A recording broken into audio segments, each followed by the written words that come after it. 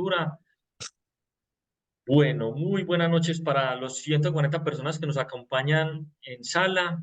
De antemano agradeciéndole su presencia en una fecha que sabemos que es bastante difícil, 6 de marzo. Muchos de ustedes están en cierres, en asambleas, en vencimientos y pues hoy, como es habitual durante los últimos años, la Universidad Autónoma Latinoamericana ofrece una conferencia gratuita que es de un tema de suma importancia para la comunidad académica en general, como tiene que ver todo lo relacionado con el procedimiento tributario en lo que respecta a la sanción de informar o de informar de manera incorrecta, claro está. El día de hoy nos acompaña un conferencista bastante reconocido en la región, el profesor Norbey Vargas Ricardo. Él nos estará acompañando en esta hora y 40, hora y 45. La idea es que el evento culmine más tardar 8 de la noche, esa es como la agenda. El profe me dirá la metodología que quiere emplear durante el transcurso de esta hora y 45, hora y 40, si los participantes pueden levantar su mano, hacer la pregunta o si en efecto prefiere que las preguntas se hagan al final. Profe, ya usted me dirá. Muchas gracias, buenas noches para todos. Profesor José Darío, muchas gracias por la invitación. Profesor Carlos Mario, que siempre están atentos a este tipo de conversatorios. Profe, realmente quisiera que no fuera una charla magistral, sino más bien un conversatorio, una disertación, y desde luego que requiero la participación de ustedes para que esto se vuelva un poco más dinámico, ¿cierto? De verdad, muchas Claro, gracias por la invitación. Entonces vamos a hacerlo tipo conversatorio, ¿cierto? Porque estos temas no son fáciles de digerir, entonces uno piensa que una conferencia más de seguido o se nos olvidan las preguntas, ¿cierto? Entonces la idea es que vamos levantando la mano y vamos haciendo un tipo conversatorio sobre este tema de el procedimiento sancionatorio asociado al deber de informar, ¿cierto? Como hemos llamado la conferencia. así es. Profe, Bienvenidos todos. quería resaltar algo particular. Esta conferencia es organizada eh, por el liderazgo a cargo del Comité de Egresados de la Facultad de Contaduría Pública, quien la lidera el doctor Joaquín Borja, en compañía del doctor Carlos Mario Restrepo Pineda, y la Escuela de Posgrado, la especialización en legislación tributaria, que se ha preocupado pues por estos temas de interés y en armonía junto con el comité y la Facultad de Contaduría, pues hemos tomado la vocería frente al tema. No sé si el profe Carlos Mario quiera hablar algo, algunas palabras. El micro. Ok. Sí, agradecerle al doctor Norbey por su deferencia al aceptarnos la invitación. La comunidad, sobre todo la comunidad de la región, conoce de las cualidades y de las capacidades que tiene el profesor Norbey. Así que, profesor Norbey, muchas gracias por atender esta invitación y por estar esta noche con nosotros. Para el público en general, el profesor Norbey es una de las personas, en mi concepto, más versadas y que tiene una memoria excepcional para manejar estos temas. Profesor Norbey, bienvenido. Bueno, muchas gracias por sus palabras tan gentiles, me hace poner colorado aquí. Muchas gracias. Como soy un académico más, un enamorado de estos temas, como muchos de los que asistentes me conocen sobre estos temas, y mi interés no es otro que el compartir con ustedes y el debatir sobre estos temas que nos preocupan en el día a día. Sin más preámbulo, entonces voy a cargar la presentación, aclarando entonces que vamos disertando y vamos haciendo las preguntas, los comentarios o quien quiera intervenir. ¿Listo? Muy bien. Esta conferencia o esta disertación le hemos llamado análisis crítico. Voy a reducir esto. Ahí están viendo bien la presentación. Sí, profe, se ve perfectamente. Muy bien. Correcto, perfecto. Análisis crítico del procedimiento sancionatorio asociado al deber de informar. Sabemos que una de las obligaciones que tenemos los contribuyentes y no contribuyentes y en general los sujetos de derecho que sean requeridos por la administración tributaria es el deber de colaborar con la administración, que es un deber que viene directamente de la Constitución Política, artículo 95, numeral 9. Es una forma, pues, de contribuir con la administración tributaria, deber de colaboración que se ha llamado a través de la doctrina especializada sobre este tema. Pero antes de iniciar por el procedimiento sancionatorio asociado al deber de informar, quiero compartir con las damas que nos acompañan en esta noche, que cada día son más las damas que uno encuentra en las conferencias, en los salones, en los lugares donde hablamos de impuestos. Tenemos que decir que las damas nos han ganado en este tema de impuestos, cada día son más las mujeres que encontramos dedicadas a asuntos tributarios. Esta hermosa frase, este hermoso verso, extraído de una canción de Leandro Díaz, a puertas del Día de las Mujeres, ¿cierto? Cuando en una canción, Matilde Lina, una de las mejores expresiones del vallenato, dice como un cumplido a las mujeres, que es elegante, todas las miran y todo, y en su tierra tiene fama, cuando Matilde camina, hasta sonríe la sabana. Muy bien. Pasado eso, pasamos entonces a hacer algunas aclaraciones sobre el tema, sobre esta disertación. Sabemos que este es un espacio meramente académico. Desde la academia, desde las aulas de los posgrados, de la maestría, siempre estamos pensando cómo son estas normas y cómo lo facilitan cada día o qué le hace falta a la norma para que los contribuyentes responsables, agentes retenedores y en general en este caso los investigados por algunas infracciones al deber de informar puedan aplicar correctamente este procedimiento. Procedimiento que debe ser totalmente claro y transparente. Procedimiento que no debería tener ninguna duda de quien lo aplica. Pero eso es un mero sueño. O sea, sabemos que el camino es culebrero, que las normas sancionatorias no son claras, que el procedimiento sancionatorio tampoco, y por eso estamos en esta noche de academia disertando sobre estos temas. En consecuencia, entonces, las afirmaciones, las posiciones que se expresan acá son posiciones académicas, ¿cierto? Son responsabilidad las que expresen esta noche, única y exclusivamente mías del expositor. Desde luego que las intervenciones de los profesores José Darío, Carlos Mario y mi persona no vinculan ni a la universidad, son simplemente apreciaciones personales de cómo vemos la norma. Afortunadamente esto es derecho tributario, ¿cierto? Bienvenida a todas las intervenciones, todas las críticas y posibles aplicaciones de la norma. En ese sentido, son bienvenidas todas las intervenciones, recomendaciones de los asistentes. Como ya hemos dicho, le vamos a hacer tipo una disertación académica.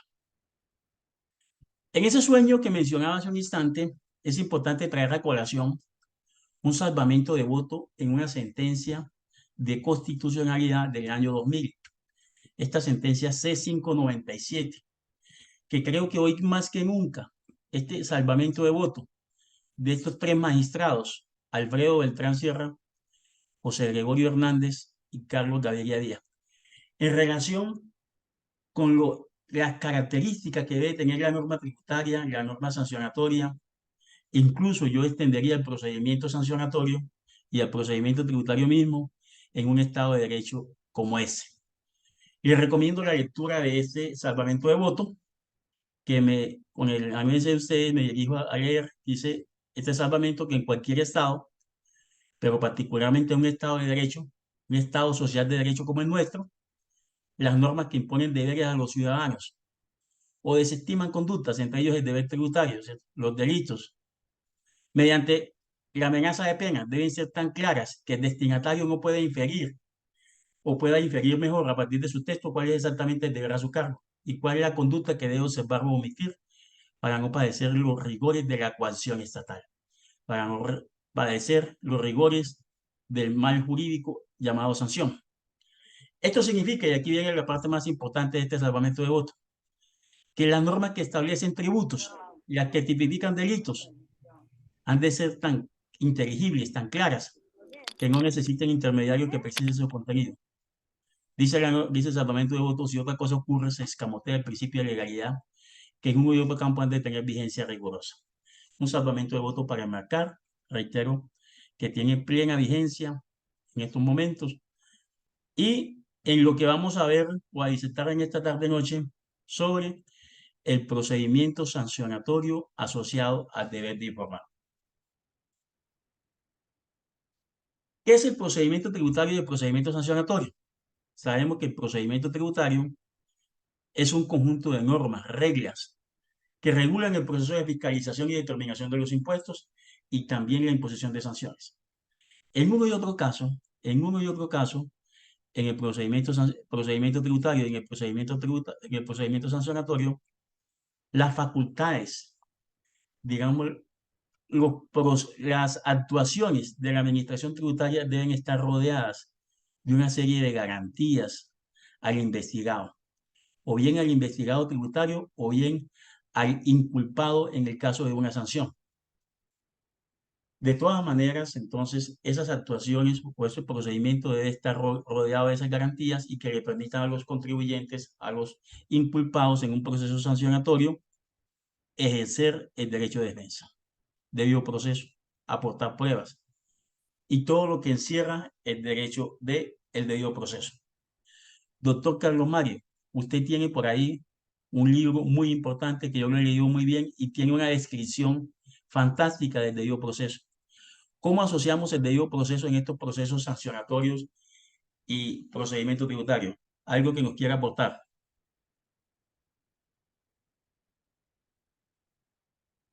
Profe Carlos Mario. Bueno, escucha. Algo importante que la Corte Constitucional ha dicho es que el núcleo duro del derecho de defensa, perdón, el núcleo duro del debido proceso en materia tributaria es el derecho de defensa. Por lo tanto, ese núcleo duro, el derecho a acceder al expediente, el derecho a conocer las pruebas, el derecho a aportar y solicitar pruebas, y el derecho a contravertir la prueba es un derecho que no se le puede, por ningún motivo, eh, reducir o eliminar al contribuyente. Y en materia sancionatoria, pues el artículo 640, por allá, y ahora en la charla el profesor Norbey lo tomará, ha establecido que el solo incumplimiento de un deber tributario implica lesividad. Es decir, que por el solo hecho de incumplir un deber hay daño. Entonces, la pregunta y que la hemos tratado con el profesor Norbey es que, ¿qué daño le produzco a la administración cuando tengo el deber de informar a una fecha determinada? Se me acaba el día y informo a la media hora, a la hora. ¿Qué daño le he hecho yo a la administración? Y que esa norma que implica un retroceso en materia tributaria, de una u otra manera lesiona el debido proceso en materia tributaria. El profesor Norbey Muy bien, nos profe. disertará ahora acerca de ese problemita que tenemos ahí, y es una norma que está ahí en el artículo 640 del Estatuto Tributario y que nunca se ha demandado. Hay escritos sobre su inconstitucionalidad, pero ahí tenemos, como se dice vulgarmente en el argot popular, esa papita caliente. Muy bien. Y introduce usted un tema muy importante, y es que cuando hablamos de daño, tenemos que preguntarnos, ¿daño sobre qué? Es decir, ¿cuál es el bien jurídico sobre el cual se generó el daño? ¿Cierto? Muy importante lo que trae el profesor Carlos Mario, y más adelante entramos en esta disertación sobre lo que el 640 trae sobre el principio de lesividad y cómo debemos medir el daño en relación con las infracciones al deber de informar. Hay un tema importante que he venido conversando también en mis aulas de clase y tiene que ver asociado al debido proceso con la debida notificación. Nosotros estamos en un tema de notificación electrónica, hoy estamos en notificación electrónica, que es una notificación prevalente, de acuerdo con el 566-1 del Estatuto, que todas las actuaciones, todos los actos administrativos en materia tributaria se pueden notificar de forma prevalente, de forma electrónica. Pero hay un debate en si esa forma de notificación sí resulta eficaz en todos los casos para enterar a la contraparte, que es la finalidad de la notificación, enterar a la contraparte que la administración lo está necesitando, que la administración ha iniciado un proceso de determinación, de fiscalización o un proceso sancionatorio contra un sujeto de derecho. Puede que sea muy relevante, muy importante o eficaz para comunicar esa notificación electrónica en Medellín, pero en otros municipios, por ejemplo, como Yondó, otros municipios, no es tan relevante. Me excusan un momentico. Un momentico.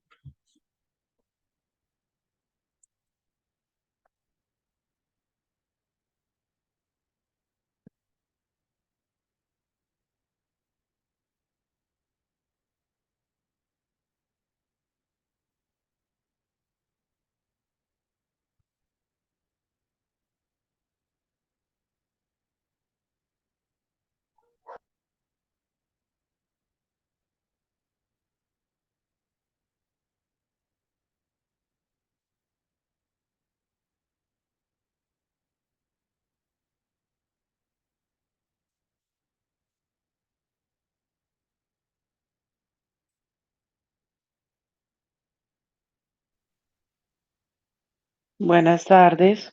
Buenas tardes. Muy bien. Ustedes están viendo unas rayas en la presentación. Sí, Sí, alguien entró y no sé cómo hizo una raya. exacto. Sí, sí, sí, qué Como si pena, no las he Pe- podido borrar, pues estoy tratando de borrarlas, tranquila, tranquila. pedirle el favor a la comunidad Toca dejar de que presentar y no. volver a presentar para que los puedan borrar. Ah, Ah, muchas ok, muchas gracias. gracias, Gerson. Debo de Profe, presentar. bien, pues. Debo de presentar. Sí, o Y, sea, deje compartir y vuelve. Yo voy a compartir. Ok. y pedirle a la comunidad, por favor, no hacer estas actuaciones Muy bien. desde lo más profundo de su ser. Muy bien. Estábamos diciendo entonces que la notificación, profesor Carlos Mario estaba haciendo la intervención en cuanto al principio, al derecho fundamental, al debido proceso del derecho de defensa. La notificación electrónica en ocasiones no resulta eficaz para comunicar al interesado. Entonces, puede que en el municipio de Yondó, donde llega el internet es muy escaso, en el municipio de Vigía del Fuerte, la notificación electrónica no es lo más efectivo y en ocasiones tendremos que poder debatir esos temas a nivel de que la administración debería seleccionar el mejor medio de notificación de tal forma que garantice que el interesado está enterado de que la administración lo está necesitando. Creo que eso es un tema y un debate que tenemos que llevar a las aulas de clase o también incluso a nivel de los tribunales. Muy bien. Profesor Carlos Profe, Mario, ¿algo profe, que adicionar en el sí, tema? profe, yo quería, o sea, no con el ánimo de extender en el tema, porque el tema de la notificación es, como bien lo dice, amerita, pues, unas, digamos que un Punto de tiempo parte. prudencial para tratarlo. Pero entonces, a su modo de ver, ¿cuál es la mejor forma de notificar a un contribuyente? Personal. La notificación personal sigue siendo la notificación más eficaz, pero yo lo que diría es que la administración se entera cuando una notificación electrónica no fue efectivamente abierto, no enteró al contribuyente y en esos casos debería elegir otro medio de notificación más eficaz para enterar al sujeto de derecho sobre la actuación de la administración. Pero Profesor como dice el profe, Norbey, tiene de verdad otro escenario de discusión. al respecto, el tiempo que tiene el contribuyente para comunicarle a la administración tributaria que no fue efectiva la notificación es de 3 días, para que intente otra vez de nuevo notificarlo. Y luego el contribuyente tiene otros 3 días para informar que no fue efectiva para que la administración proceda a notificarlo por otro método que sería, por ejemplo, la notificación personal. La cuestión aquí es, ¿qué pasa si el contribuyente se le pasan esos 3 días y no fue notificado? Que de acuerdo como está redactada la norma, se entendería que fue notificado y Porque el contribuyente no abrió el correo, no se en enteró del correo. cuanto al conocimiento. Sí, el contribuyente no se entendió del correo y tiene escasamente 3 días Total. para notificarle a la DIAN para que lo vuelva a intentar a notificar. Y si le pasan esos 3 días, se entendería que fue notificado. Y considero yo que ahí hay un link no funciona de la misma forma. Estamos de acuerdo. Creo que el tema de notificación amerita Decía hacerle el profesor Norbey, un el doble ejemplo de la. clic y amerita una conferencia única y exclusivamente sobre el tema de notificación. Correcto, profesor. Muy bien. Avancemos con la presentación. El régimen sancionatorio. Yo sé que ¿a quién le gusta la sanción? Pues a ninguno le gusta la sanción, ¿cierto? A ninguno le gusta que lo sancione. Pero el régimen sancionatorio es un instrumento de coacción, protegido desde la Constitución política para lograr de alguna manera el efectivo cumplimiento de las obligaciones tributarias. ¿Sí? Obligación de carácter sustancial, que todos sabemos, es la obligación de pagar el tributo, de acuerdo con el artículo 1 del Estatuto Tributario, y las obligaciones formales o deberes de hacer, ¿sí? Que también son muy importantes para, de alguna manera, garantizar que ese sujeto de derecho obligado a extinguir una obligación sustancial efectivamente lo cumpla. El régimen sancionatorio es una serie de consecuencias jurídicas llamado por allá con un autor, Miguel Ángel Sánchez Huete, como un mal jurídico asociado a cada tipo de incumplimiento. Desde luego que no debemos esperar que de un incumplimiento una consecuencia jurídica positiva. Desde luego que es un mal jurídico, una sanción. Entonces, la imposición de sanciones, ¿quién está facultado finalmente para imponer las sanciones? Pues desde luego la administración tributaria. Es un poder que recae en cabeza del Estado, en este caso de la administración tributaria, y ya decíamos que ese proceso de imposición de sanciones debe estar cobijado por una serie de garantías al inculpado, al quien va dirigida a la investigación con el propósito de imponer una sanción, para ejercer el derecho de defensa con todas las particularidades, como mencionaba ahorita el profesor Carlos Mario, que puede tener ese derecho de defensa asociado al debido proceso, derecho constitucional. Volvemos sobre el deber de informar. El deber de informar está dirigido a contribuyentes y no contribuyentes. Contribuyentes y no contribuyentes, sujetos de derecho en general, que el cual, en virtud del artículo 95, numeral 9, y el artículo 686 del Estatuto Tributario, estamos obligados a dar respuesta a la administración, atender las consultas, los requerimientos de información que le haga la administración.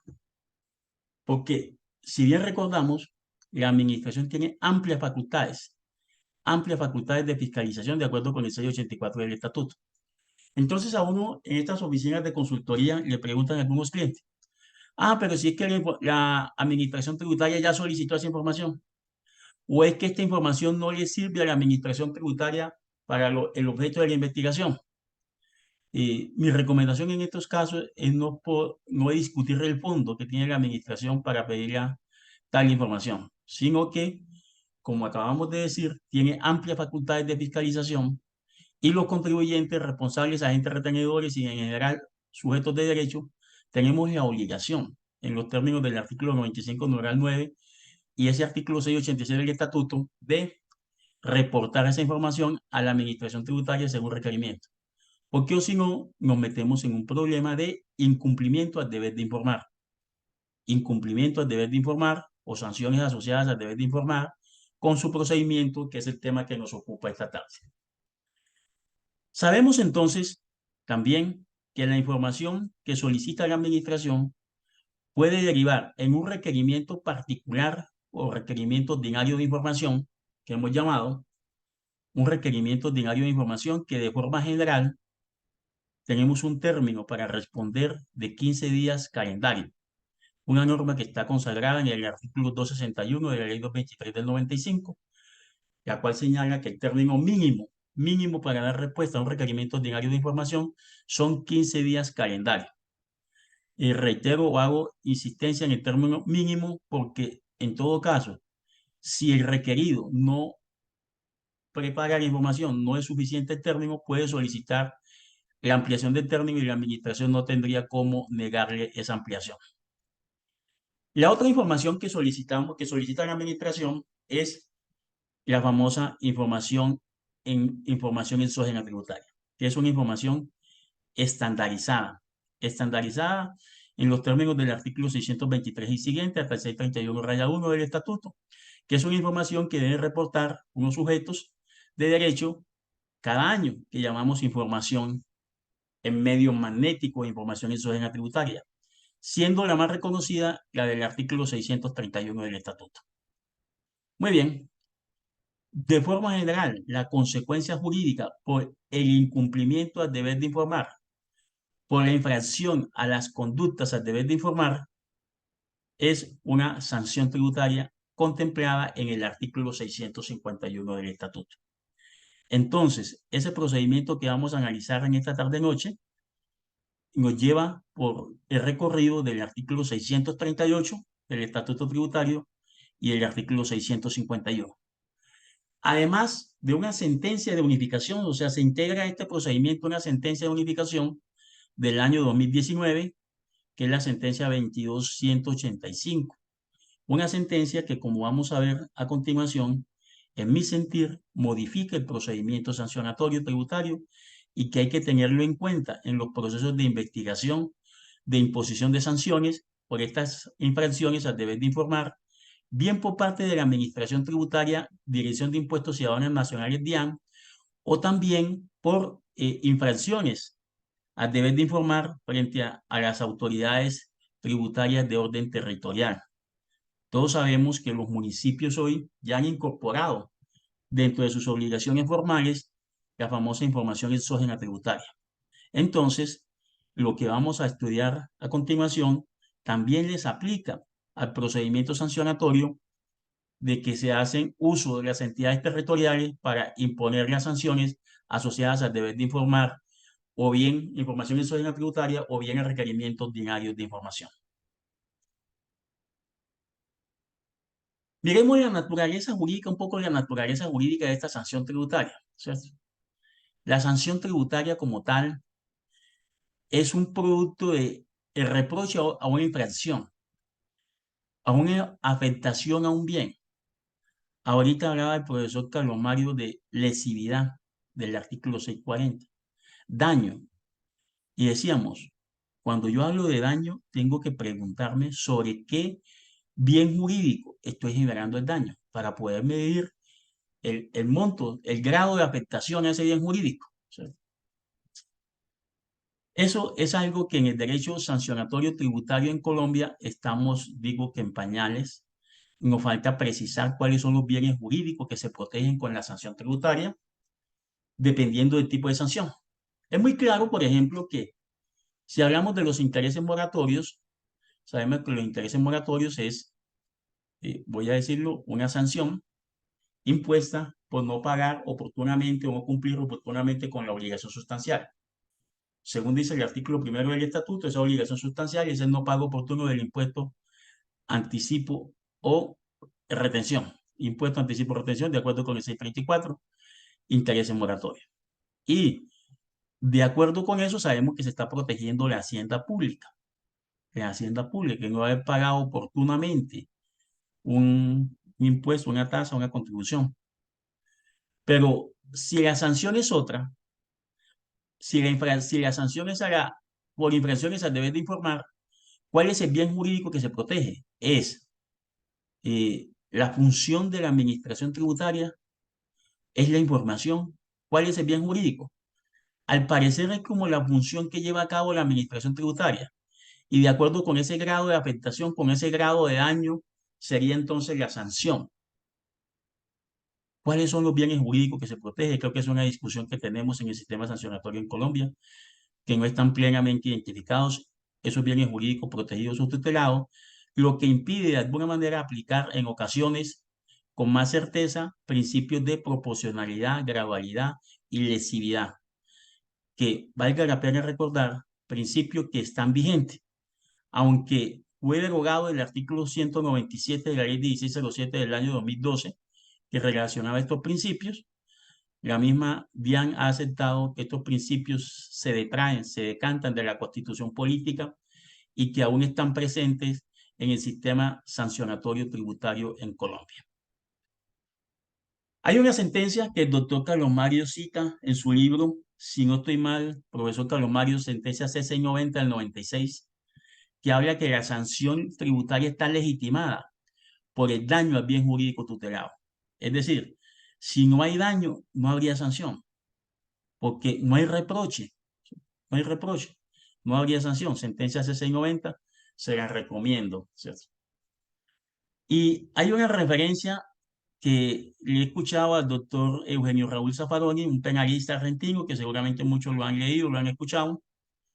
Él dice que el monto de la sanción en cualquier tipo de derecho punitivo, el monto de la sanción y el derecho sancionatorio tributario no escapa a esta afirmación o a esta regla principialística según el cual el monto de la sanción debe estar incidido siempre por el daño y el grado de culpa, lesividad y el grado de culpa. Entonces nos preguntamos acá, ya el profesor Carlos Mario incluía este tema ahorita, ¿será que genera el mismo daño a la administración pública, a la DIAN, quien suministra una información exógena tributaria con 30 minutos de retardo, de extemporaneidad, con 3 días, con 3 horas, con 3 días, con 3 meses, con 3 años? ¿Será que genera el mismo grado de afectación?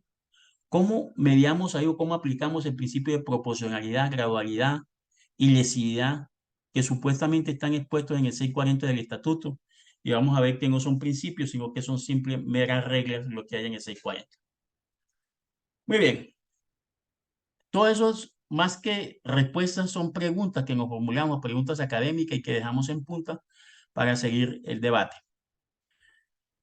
He querido compartir con ustedes una propuesta metodológica para evaluar en el caso concreto si hay lugar a una sanción o no hay lugar a una sanción, o cómo debería abordar el estudio, el análisis, cuando me llega un acto o actuación administrativa que da cuenta que la administración ha iniciado un proceso sancionatorio contra un sujeto de derecho.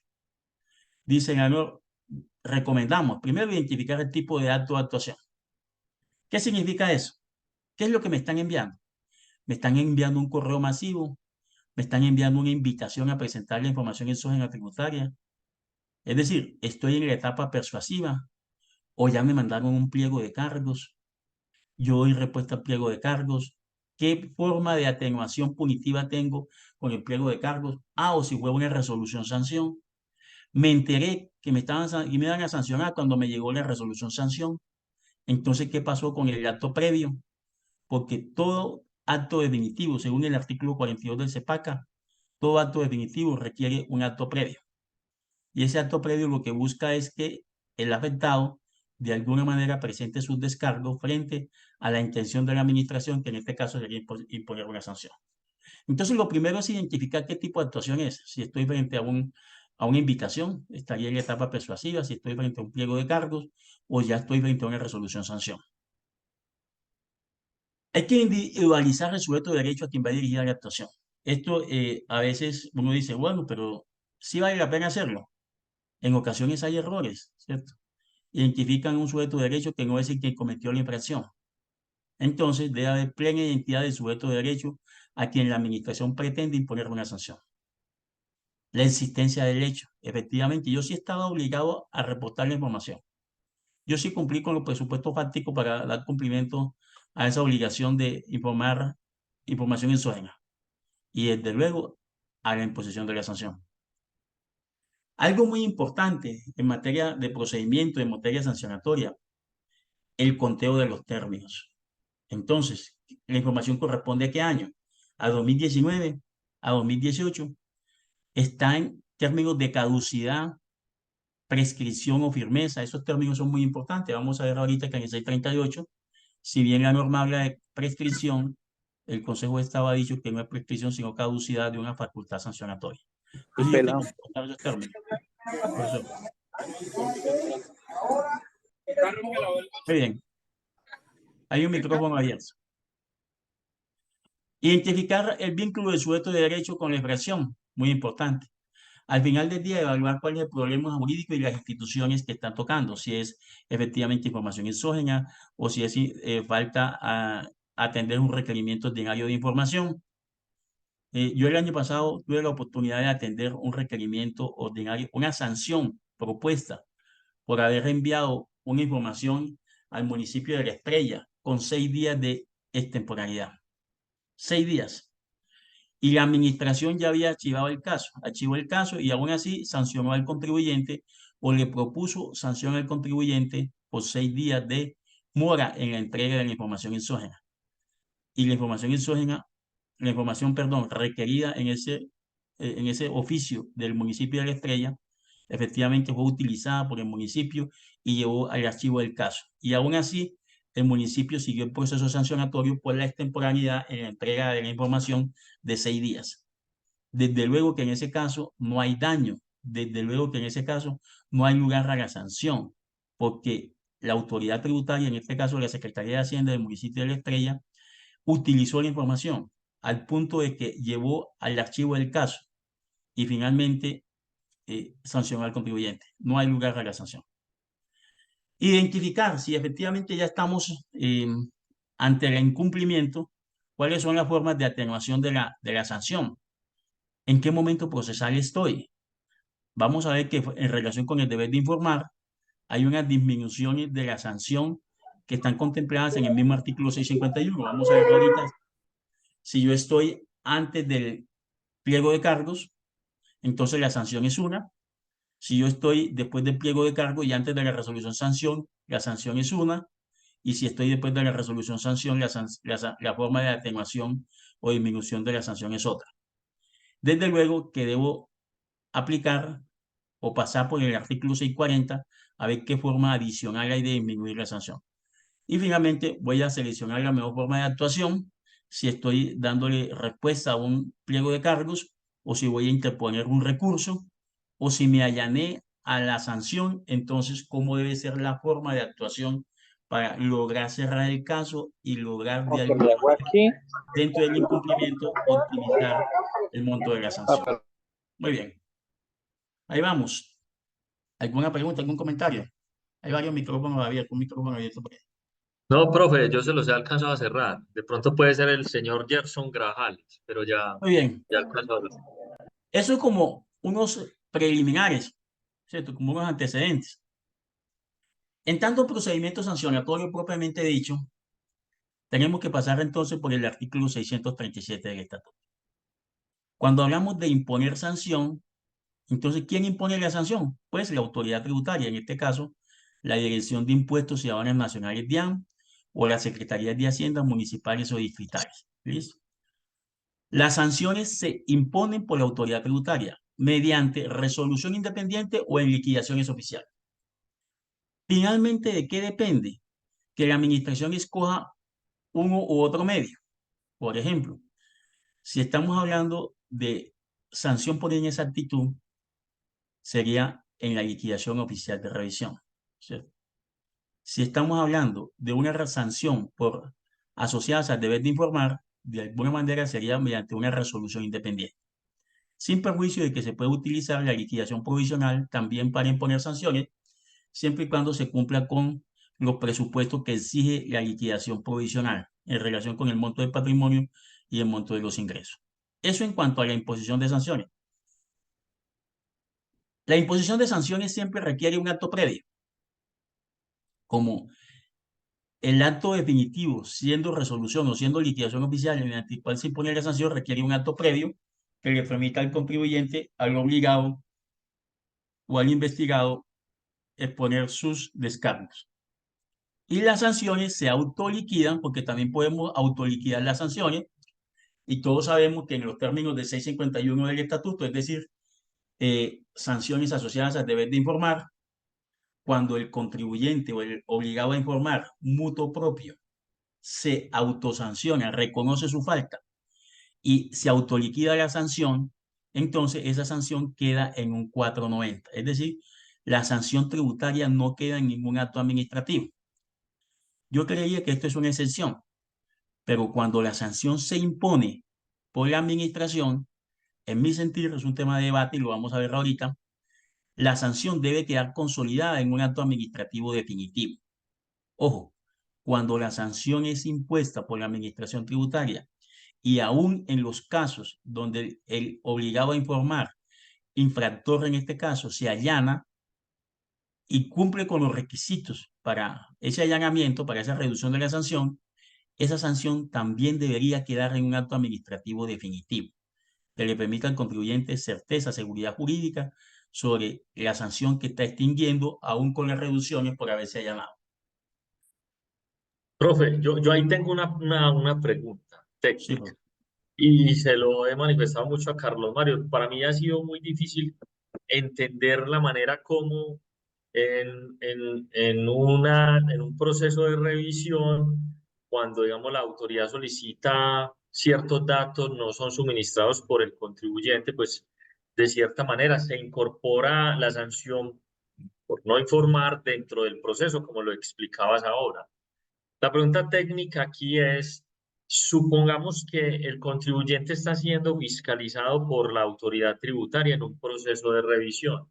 Resulta que el funcionario va, revisa la base de datos del MUISCA, observa que el contribuyente nunca ha enviado la información exógena relacionada con el formato 1001, asocia el artículo 651 al proceso de revisión. Entonces, lo que te entiendo es, debería de abrir un proceso aparte por el no envío de la exógena, o técnicamente podría involucrar al proceso de revisión la ausencia de haber enviado o el no cumplimiento más bien de su deber formar, de haber informado del formato 1001 relacionados con pagos, abonos en cuenta a los que está obligado el contribuyente. Esa es mi pregunta técnica allí.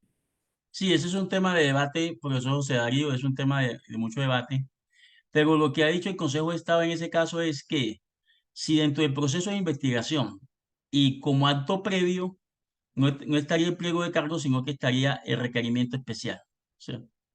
Incluyen el requerimiento especial como acto previo y en la liquidación oficial de revisión imponen esa sanción del 651 del numeral segundo del desconocimiento de los costos y gastos de un proceso de investigación que se derivó no por la renta, en este caso, sino por información exógena. ¿Sí?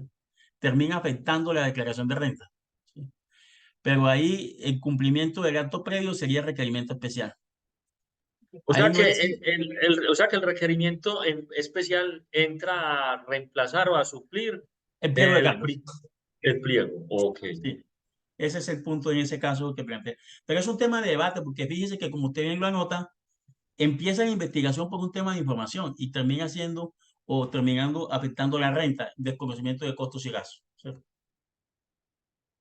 Para no dilatar más el tema, lo que me llama la atención es que la autoridad tiene demasiados instrumentos normativos a su favor. O sea, es un desbalanceo de la relación jurídico-tributaria, porque pues con cara gana y con sello pierde, porque es que lo más lógico y coherente dentro de ese proceso, yo no soy procesalista, ustedes son los abogados aquí, saben más del tema, pues lo lógico sería que usted me informó, pues envíe el pliego, resolución, sanción, y pues técnicamente los demás actos subsecuentes que se originen producto de ese proceso. Pero no tiene sentido que en un proceso cuya finalidad es desconocer técnicamente costos o deducciones, termine siendo implicado de una u otra forma. Yo sé que eso está en el artículo 651, a través de otro proceso, una especie de join o una mutación de dos procesos que son técnicamente o tienen, digamos, una finalidad distinta el uno con el otro. Si hablamos de lo que es el deber de informar, porque todos sabemos que la exógena tiene un objetivo. El objetivo primordial de la información exógena es detectar posibles omisos de la obligación, obviamente sustancial y formal, que recae obviamente sobre el ciudadano, sobre el contribuyente que no está cumpliendo con esta clase de obligaciones. Mientras que en un proceso de revisión, lo que va, en palabras muy coloquiales, la autoridad es, venga, amigo, usted me liquidó bien el tributo, no está bien liquidado, muéstrame qué incluyó, que no procedía como deducción del denuncio rentístico o qué omitió realizar como ingreso de acuerdo a las reglas de realización que están en el artículo 27 y 28 del Estatuto Tributario. Esa es como mi observación, no pregunto más sobre No, estamos totalmente de acuerdo. Yo creo que ese es un tema que tenemos que darle un doble clic. Entre otras cosas, porque es de esas sanciones que termina afectando la declaración de renta y el monto de la sanción no es vía impuestos, porque al desconocer costos y deducciones, la sanción se convierte en un mayor valor de impuestos. Y ya sabemos que el impuesto en sí mismo no es una sanción. Y uno diría, la administración en este caso, frente a una misma conducta, está seleccionando aquella sanción que resulta más onerosa para el contribuyente, ¿cierto? En este caso porque es contribuyente también de renta. Y uno diría, O sea que por decisión de técnicamente la no se administración afecta, está agravando la pena, ¿cierto? pero no se afectaría el principio de no bis in idem porque son dos conductas desde el punto de vista jurídico. Uno es la de informar, otra es la de incluir costos y deducciones, es decir, ser inexacto en la liquidación o en la cuantificación del impuesto sobre la renta o el IVA o cualquier otro gravamen o tributo. Pero fíjese, profe, que también el tema, o bien porque no mandó el 1001, o bien porque no ha tenido requerimiento de información, entonces terminan desconociéndole costos en renta. Y la sanción termina cuantificándose vía un mayor valor de impuestos por el desconocimiento de costos y gastos. Entonces ahí es donde dice, bueno, si es el impuesto una forma de sancionar, porque el impuesto en sí mismo debería estar asociado a la renta, a la riqueza, y no a una infracción tributaria. Ese es el punto. Creo que el tema no es tan sencillo, el tema aguantaría darle un doble clic, porque yo creo que ahí hay una especie de violación al debido proceso o de facultad de la administración de escoger la forma de sancionar que resulta más gravosa para el contribuyente. Esa es mi apreciación con el tema. Profe, claro. Muy bien. Entonces tenemos que las sanciones son impuestas, digamos, las que son impuestas por la administración, y la metodología, el procedimiento para imponer las sanciones lo encontramos en este artículo 638, que es un galimatías, que este 638 es un enredo, lo hemos dicho siempre, que qué bueno sustituir ese 638 por el artículo 52 del CEPAC. Si nosotros analizamos el artículo 52 del Código Contencioso Administrativo, dice que la sanción debe imponerse dentro de los 3 años a la ocurrencia del hecho por acción o omisión, término en el cual debe hacer la investigación y notificar la resolución sanción. Ese término no amerita ninguna duda, ¿cierto? Pero desafortunadamente tenemos en materia tributaria sancionatoria el artículo 638. Eso es lo que hay, eso es lo que tenemos, y en aplicación del mismo artículo segundo del CEPACA, como esta es una norma especial, prevalece sobre las normas del Código Contencioso. Entonces, con esto es que tenemos que trabajar. Dice esta norma, el artículo 638, prescripción de la facultad para imponer sanciones. Ya habíamos dicho hace un instante que no es prescripción, sino caducidad. Ahorita miramos la sentencia, porque esto es una facultad y prescriben los derechos y las obligaciones. Entonces, establece la norma, ese 638, que cuando las sanciones se imponen en liquidaciones oficiales, entonces la facultad prescribe, le hace caduca dentro del mismo término que se tiene para notificar la liquidación oficial. Si hablamos entonces de una sanción por inexactitud que se da dentro del proceso de inexacto de acuerdo con el 647 y el 648 del Estatuto, la sanción por inexactitud por su naturaleza se impone en la liquidación oficial de revisión. Por lo tanto, el término de caducidad serán los 6 meses siguientes al vencimiento del término para dar respuesta al requerimiento especial, término en el cual se debe proferir y notificar la liquidación oficial de revisión. Pero lo que nos interesa hoy son las sanciones que se imponen en resolución independiente. Las sanciones asociadas al deber de informar, especialmente a la información exógena tributaria o medio magnético. Nosotros preguntamos muchas veces en clase, ¿cuál es la firmeza de los medios magnéticos? ¿Cuándo quedan en firme los medios magnéticos? Y ahí escuchamos varias respuestas. Escuchamos respuestas de 3 años, de 4 años, de 2 años, del mismo término que queda en firme la declaración tributaria. Y terminamos diciendo que los medios magnéticos no quedan en firme porque los medios magnéticos o información exógena tributaria no es una declaración tributaria. De la información exógena tributaria se predica entonces la caducidad de la facultad de la administración para imponer sanciones sobre las infracciones al deber de informar. Pero no hablamos de firmeza. Y ese tema de la firmeza no es un simple capricho, no es un simple juego de palabras, sino que también es importante cuando nos encontramos con el 701 del Estatuto, donde las sanciones que hayan quedado mal liquidadas por los contribuyentes o declarantes, la administración queda facultada para liquidarlas bien e incrementarlas en un 30% en las declaraciones tributarias. Decimos de antemano que la información exógena tributaria no es una declaración y en consecuencia, muy importante este anticipo, es que frente a las sanciones mal liquidadas o mal autoliquidadas por información exógena tributaria no le aplica el 701 del estatuto. Es decir, la administración no puede agravarle la sanción incrementándosela en un 30%. Muy bien.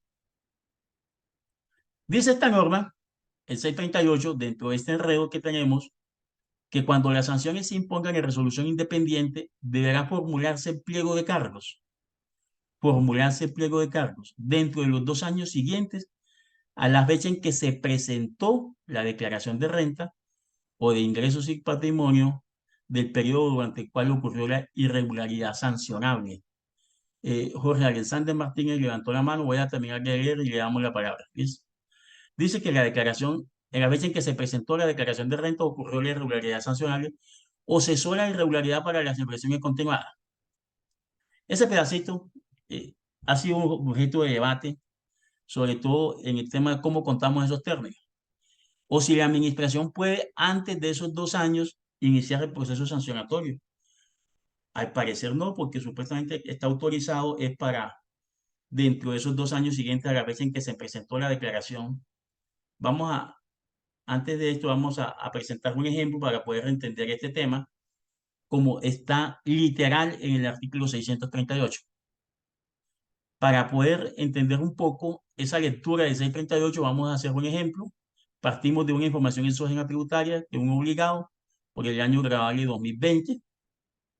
Fecha del vencimiento para la presentación de la información exógena era el 20 de abril de 2021. Y la presentó el 19 de abril, es decir, la presentó un día antes. Un obligado a informar precavido informó un día antes.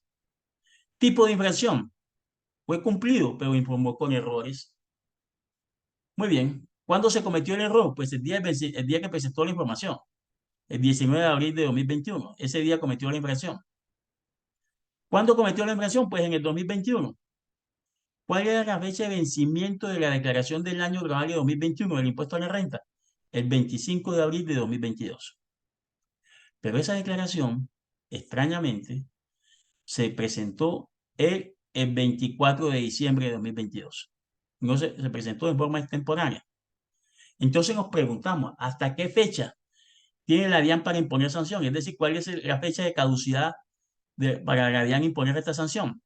Si nos vamos acá a la lectura estricta del artículo 638, dentro de los 2 años siguientes a la fecha en que se presentó la declaración de renta o de ingresos y patrimonio del año en el cual ocurrió la irregularidad sancionable, la irregularidad sancionable ocurrió en el 2021, por lo tanto la declaración de 2021 se presentó el 24 de diciembre de 2022. En consecuencia, los 2 años de prescripción de la facultad, caducidad de la facultad sancionatoria de la administración iría hasta el 24 de diciembre de 2024. Eso en estricto sentido. Muy bien.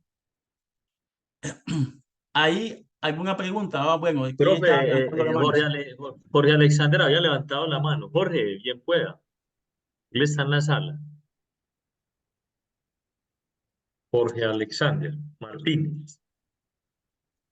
Jorge no escucha. Jorge, Abrimos el micrófono. no. De pronto se ocupó. Mientras Jorge restablece el micrófono, tenemos por acá la sentencia expediente 27054 de 2023 del Consejo de Estado, que aclara el tema de la caducidad y prescripción del artículo 638. Simplemente se las dejo en las diapositivas, donde el Consejo de Estado reitera que el 638 debemos entenderlo como una facultad y no como una prescripción de derechos. Eso. Muy bien. ¿Alguna pregunta? Aquí, lo vemos aquí en forma gráfica, la forma gráfica. Información exógena del año 2020. Vencimiento, abril de 2021. Pero este contribuyente la presentó en 19 de abril de 2021, la presentó antes. El vencimiento de la declaración de renta del año 2021 era abril 25 de 2022.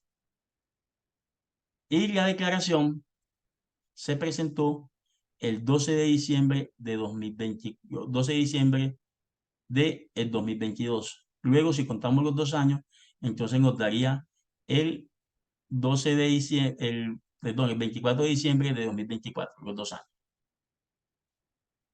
Pero ahí entonces vamos a meter el ruido de la sentencia 22.185. Esta es una sentencia de unificación. La sentencia, las reglas y subreglas de las sentencias de unificación deben ser de obligatorio cumplimiento. Yo digo que esas son unas pseudonormas que modifican el ordenamiento jurídico. De alguna manera, deben ser observadas por los destinatarios de las normas, los jueces y las autoridades tributarias. Dice esta norma entonces, o esta subregla, que cuando las sanciones en la resolución se impongan sanción independiente, digo esta regla, vamos a verlo por acá directamente de la regla de, esta es la sentencia 22.185, aquí está la referencia del Consejo de Estado, toda la referencia de la sentencia, pero esta es la regla que vamos a aplicar acá, la regla número 1. Cuando la sanción se imponga mediante resolución independiente, el término para notificar el pliego de cargo comienza a correr desde el día en que se presentó o debió presentar. Ojo, se presentó o debió presentar la declaración de impuesto a la renta o de ingreso y patrimonio correspondiente en el año en que se cometió la infracción, para lo cual se entiende que esta se cometió el día que se venció el plazo para suministrar la información sin que así ocurriera o en la fecha en que se entregó la información de manera completa, incompleta o con errores. Volvamos acá. Entonces, lo que debemos leer acá, de acuerdo con lo que dijo la sentencia de unificación, es que el 638 hay que reescribirlo, en el sentido de que los 2 años en la fecha en que se presentó o debió presentar la declaración de renta o de ingresos y complementarios del año en el cual ocurrió la irregularidad sancionable. Si traemos ese concepto a el artículo 638 y al ejemplo que traemos, entonces, ¿cuándo se debió presentar la declaración? Se debió presentar en abril 25 de 2022. Por lo tanto, a partir de ahí contamos los 2 años y el vencimiento no sería el 24 de diciembre de 2024, sino los 2 años o término de caducidad de la administración sería el 25 de abril de 2024. Ese es el punto en relación con esa sentencia. ¿Alguien levantó la mano, profesor José Darío? Sí, un joven de nombre Sergio, pero no sé si habrá sido un error o no sé si Jorge Alexander todavía está en la Profe, sala. ¿cómo está? Sí, Sergio, bien pues. Bien, adelante. Profe, bien o no, ¿cómo vamos? Una pregunta pues que de pronto se sale del tema, pero que se la hago por lo que acaba de mencionar de las sentencias de unificación. En un derecho de petición, yo le puedo pedir, digamos, a la DIAN en un tema de que también hay una sentencia de unificación relacionada a la ley antitrámites, un cambio de renglón, porque me equivoqué de renglón en un IVA y ellos deberían de actuar frente a esa sentencia de unificación por lo que usted acaba de mencionar, que es casi una ley. En mi sentir sí, Sergio, sin conocer el caso de antemano, pues te digo que en mi sentir sí, porque realmente en esa sentencia de unificación de la ley 962 de 2005, artículo 43, lo que se dice es que se busca errores de imputación para que prevalezca la verdad real sobre la meramente formal. Entonces, en mi sentir sí debería acceder a la petición. Muy Gracias, bien, profe. ¿alguna otra intervención? Profe, una pregunta. Ahí no debió presentarla, era en abril del 2021, no en el 2022. No, porque esa es Dice, no es la información, sino la declaración del impuesto a la renta del 2021. ¿Cuándo se debió presentar? El 25 de abril de 2022. Es eso. Sí. No estoy hablando de la información, estoy hablando de la declaración del cual ocurrió la irregularidad sancionable. La declaración de renta de 2021 se vencía el 25 de abril de 2022. A partir de ahí contamos los 2 años y nos daría 25 de abril de 2024. Profe, Sí, Jorge Alexander ya está en la sala, no sé si iba a hablar, qué pena, adelante. Buenas para que noches, haga sí, las señor, cosas es bien. que no podía habilitar el micrófono, pero sí he estado muy atento. Doctor Norbey, tengo una inquietud y ya que está hablando del tema del exógena y está hablando de la prescripción, a mí me gustaría, hay unas entidades que presentan información exógena, pero que no hacen declaración de renta. Ejemplo, una alcaldía. Ah, Por ejemplo, se hizo una exógena de una alcaldía, se cometieron ciertos errores, interesante. se envió y eso. al cuánto tiempo prescribe si ellos no presentan declaración de Muy renta. Y la importante, norma siempre pone como parámetro la declaración de renta, pero la alcaldía no la presenta, es ni muy, presenta ingresos y patrimonio. Muchas claro, gracias. claro. Ni presenta declaración, no presenta declaración. Muy importante tu pregunta. Ahí es donde el 638 no es suficiente como procedimiento tributario para sancionar. Queda como en el limbo ese tema, porque no está arreglado. Sí, tiene usted toda la razón. Y ahí no tengo sino preguntas. Porque, Profe, Norbey, pero yo le complemento ahí y hay un oficio de la Dirección de Impuestos Aduanas Nacionales en donde remiten directamente al CEPACA. Y creo que son 3 años lo que habla el CEPACA frente a ese tipo de pero, conductas. pero ese fíjese, va, profe, que caemos en una disertación y es que aquí existe norma especial. Y la norma especial es el 638 sí. para este tipo de caducidad de la facultad sancionatoria del deber de informar. No aplicaría el CEPACA. Entonces, vía un concepto de la DIAN, estamos cambiando las remisiones normativas que son de ley. Norbey, Señor, pero ante ese vacío, ante esa omisión legislativa de 638, el CEPACA entra a llenar el vacío con el artículo 52. sí, yo entiendo que sería una forma de suplir, pero tendrías que aceptar que el 638 no es suficiente para sancionar Correcto, o el sea, tema. el 638 dejó ese vacío y aquí se aplica una analogía legis llenando ese vacío con la norma de CEPACA. Sí, claro, entiendo. En mi sentir, el oficio de la DIAN no está, pues, no está inventando nada nuevo, sino que la información, la regla especial que se aplica es la del Estatuto Tributario, 638, pero Sí, ante el sí. vacío se aplicaría el artículo 52 del CEPACA. Es más, si el CEPACA siguiera con el vacío, tendríamos que ir a las normas comunes, es decir, al Código General del Proceso, el Estamos de Código acuerdo. Civil y demás leyes civiles para llenar el vacío.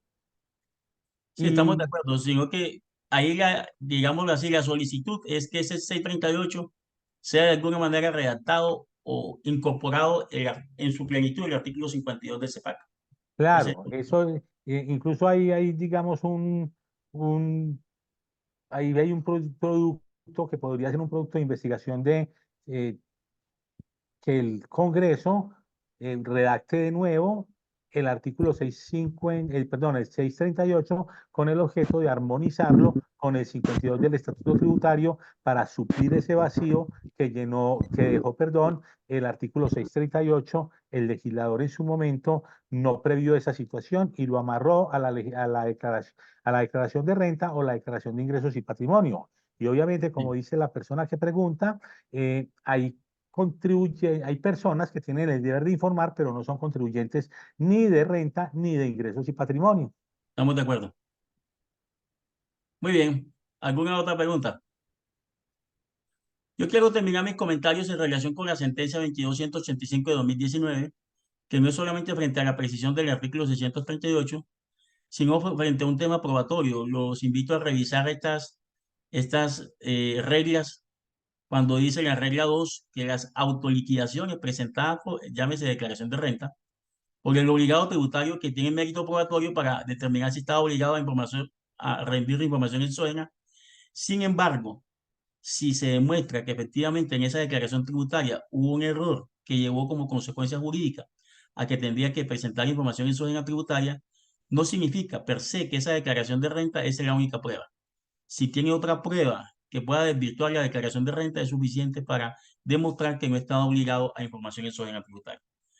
Les dejo esa regla que también puede resultar interesante en estos procesos sancionatorios asociados al deber de informar. Además, esta sentencia tiene la regla 6, que sucede mucho que la administración tributaria en la sanción que propone en el pliego de cargos estuvo mal liquidada. Entonces, en esos casos, el infractor puede reliquidar correctamente la infracción, aplicar las reducciones y acogerse a las atenuaciones punitivas que sean del caso y pagar lo que corresponde en derecho. Muy importante esa regla 6.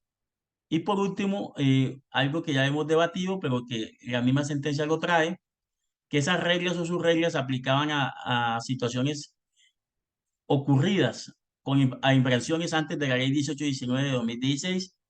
Eso no es cierto porque el artículo 638 no fue modificado con la ley 1819. En consecuencia, todas las reglas y subreglas de procedimiento referidas a 638 continúan vigentes y son plenamente aplicables hoy. Muy bien. Vamos al artículo 651 para ir dando más espacio para las preguntas y el tema central de la conferencia. Resulta que en el 651 sabemos que las infracciones que se cometen al deber de informar es no suministrar la información, suministrarla con errores o suministrarla en forma extemporánea. Son esas tres conductas que identificamos asociadas al deber de informar. Y efectivamente, en la ley 2277, artículo 80, se redujo significativamente los porcentajes, que esto implicó la aplicación del beneficio, principio de favorabilidad en los temas que se venían debatiendo. Pero ¿dónde quiero centrar acá el tema de discusión? Primero, acá cuando en el tema no sea posible, en el literal D, cuando no sea posible establecer la base para tasar la sanción o la información no tuviera cuantía, la sanción será del 0.5 VT por cada dato no suministrado o incorrecto. Cada dato no suministrado o incorrecto significa que está sancionando dos de las tres conductas que normalmente se incurren en asociadas al deber de informar. Es no suministro o suministrar con errores. Es decir, si se suministra extemporáneamente y no hay forma de liquidarla, no hay forma de tasar la cuantía, entonces no habría esta sanción del literal D. Muy bien. Voy a las atenuaciones punitivas. Dice el artículo 651 que cuando la sanción se imponga mediante resolución independiente, debe mediar pliego de cargos. Claro, ese pliego de cargos, como ese acto preparatorio que le permite al inculpado poder, de alguna manera, darles explicaciones sobre el proceso sancionatorio. En este caso, entonces, el pliego de cargos debe tener un mes para responder. Un mes. Pero cuando estamos en el pliego de cargo, la sanción se puede reducir al 50%. Pero ese allanamiento requiere cumplir con dos requisitos. Primero, enhebar la causal, es decir, mandar la información o corregir el error, mandar la información o enviar la información o cumplir, enhebar el error, mandar la información correcta y tiene reducción del 50%. En ese caso, dice la administración, debe mandar un memorial de aceptación de la sanción reducida y que se acredite que ya se subsanó la causa y por lo tanto que se pagó o se realizó el acuerdo de pago. Se pagó o se realizó el acuerdo de pago. ¿Qué tenemos acá entonces? Hay contribuyentes o hay obligados a informar que presentan la información, pero dentro de ese mes no pagan ni suscriben el acuerdo de pago. De alguna manera entonces el proceso continúa y la administración se queda quieta. La administración pasan los 6 meses después de haber transcurrido el mes para dar respuesta al pliego de cargo y no pasa nada. La pregunta es, ¿ahí caducó la facultad sancionatoria de la DIAN? En mi sentir, sí. Porque la administración debe, de alguna manera, cuando el contribuyente se allana, ¿sí?, verificar el cumplimiento de los requisitos. Y si no cumplió con los requisitos, seguir el proceso sancionatorio. Y si cumplió con los requisitos, expedir la resolución sanción por el monto que efectivamente pagó el contribuyente, o el obligado a informar o el investigado. Muy bien. Lo mismo sucede cuando el allanamiento se genera después de la resolución sanción por no mandar información o por la infracción. Caso en el cual el contribuyente tiene 2 meses para interponer el recurso. Pero en ese término, entonces, lo que hace es allanarse y reducir la sanción al 70%. Ese memorial no es otra cosa que un recurso. ¿Y qué solicitaría en el recurso? Va a solicitar que se liquide la sanción, o mejor, que se modifique el monto de la sanción a la sanción tal como fue reducida mediante el proceso de allanamiento por el obligado a informar. Conclusión entonces, el proceso sancionatorio en los casos que se allane el obligado del infractor, o bien con ocasión del pliego de cargos, o bien con ocasión de la resolución sanción, debería mediar un acto administrativo definitivo que cierre el proceso. Porque si no, lo que ocurre es un término de prescripción o caducidad de la facultad sancionatoria de la administración. Profe, Entonces, qué pena. A mí me queda una inquietud. Me parece muy interesante lo que acabaste de decir y es lo siguiente. O sea, vamos a suponer que a mí me llega un correo masivo donde dice, señor contribuyente, usted no presentó la información exógena del año grabable 2000, voy a decir cualquier cosa, sí, 22. Listo, perfecto. le llegó un Entonces pliego de yo, cargos. no, me llegó un correo. Entonces voy Listo. y reviso y dije, sí, señor, efectivamente no mandé la información. Entonces voy, la mando y digamos que dentro de una actitud, pues, puede decirse dolosa, voy y en un 490 tenía que pagar 1.000.000 de pesos de sanción y voy y pago una mínima, 10 Sí. UET. Y se fue, listo, hasta luego, listo.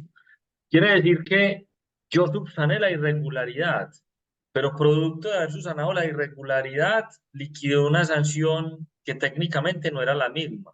En ese caso puntual, la autoridad tributaria no podría, obviamente, exigir el pago de esa sanción a través de una liquidación, como dices, del 701. ¿Cuál sería entonces el mecanismo allí para decirle al contribuyente, venga, venga, págueme lo que debe ser? Porque de acuerdo a lo que te entiendo, y me parece que tiene sentido lo que dices, es que al usted haber subsanado la irregularidad, ya digamos que ahí el tema sancionatorio culmina. No hay nada que hacer, la autoridad ya no tiene nada que hacer. Lo único exacto, la facultad culmina, la facultad sancionatoria. Entonces, el tema de fondo sería, ¿qué pasaría con esa sanción que yo no liquide completa, que liquide de manera irregular, si no se puede aplicar el 701?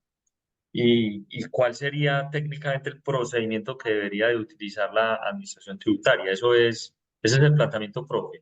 Profe, ese tema, fíjese que ahí no me había referido todavía a la autoliquidación de la sanción de C-51, pero usted se anticipa el tema y es que ese procedimiento le falta norma. ¿Sí? Porque mire que en el caso de que cuando usted se allana después del pliego de cargos o con la resolución sanción, hay que mandar un memorial como para usted allanarse. En cambio, cuando es eminentemente voluntaria, esto es sin el pliego de cargos y sin la resolución sanción, usted paga en un 490 y queda como en el aire. Uno diría, ya me autosancioné. La administración no podría imponerme la sanción porque yo me autosancioné. Y ese procedimiento de una eventual revisión del cálculo de la sanción no está tipificado en el Estatuto Tributario, no está contemplado en el 651. Por lo tanto, frente a una revisión de estas, tendría que hacerla frente a todo el mundo que hace ese tipo de prácticas. Pero para mí, esa sanción voluntaria, netamente voluntaria, el 651, está huérfana de procedimiento tributario.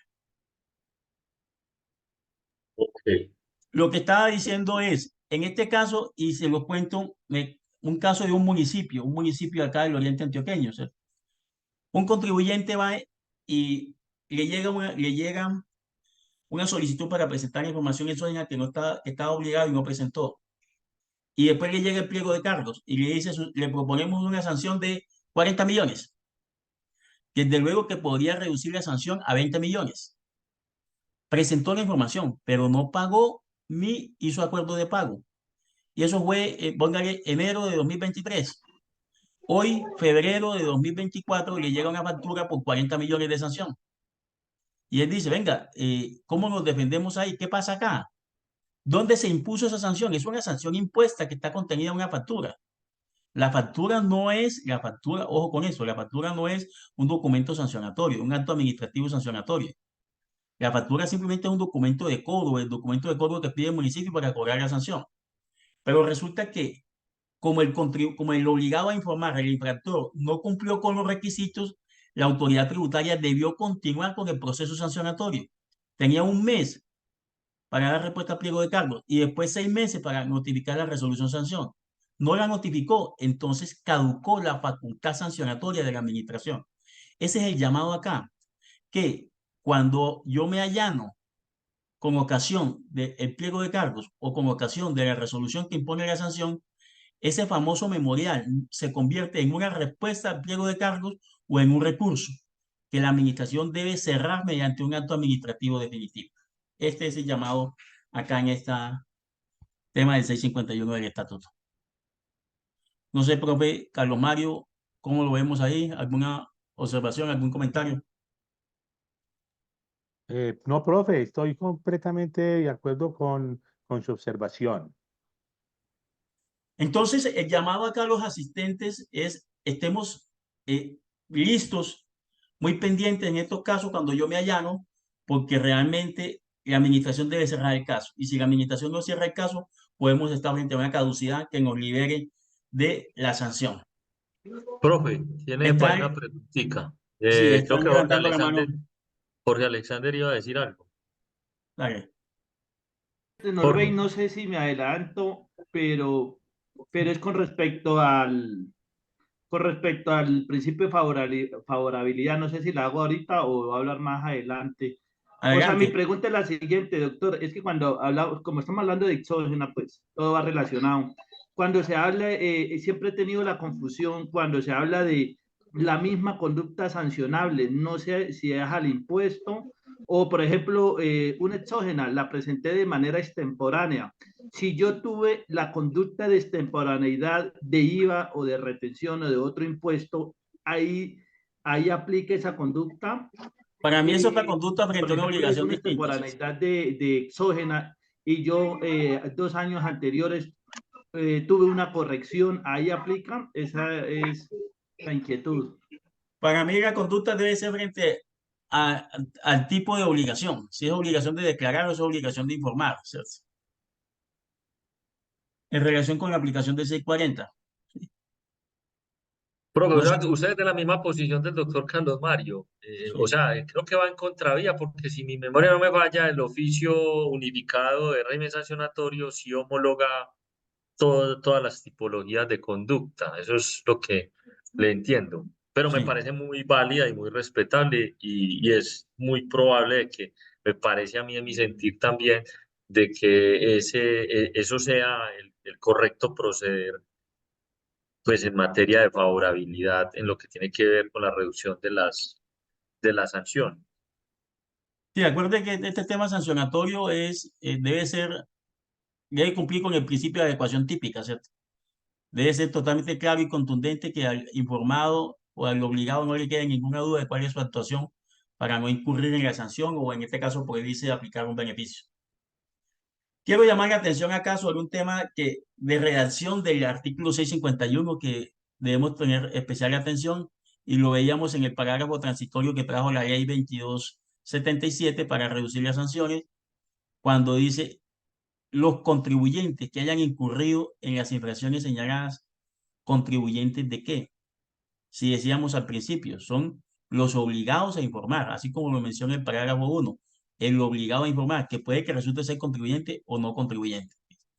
Entonces, especial atención en esta lectura del artículo 651. Por último, me quiero referir al artículo 640 y a las conductas que darían lugar a la imposición de la sanción. Yo soy de la posición, y seguramente muchos de los asistentes lo han visto, me han escuchado, en el sentido de que no toda, por ejemplo, no toda extemporaneidad da lugar a la imposición de la sanción.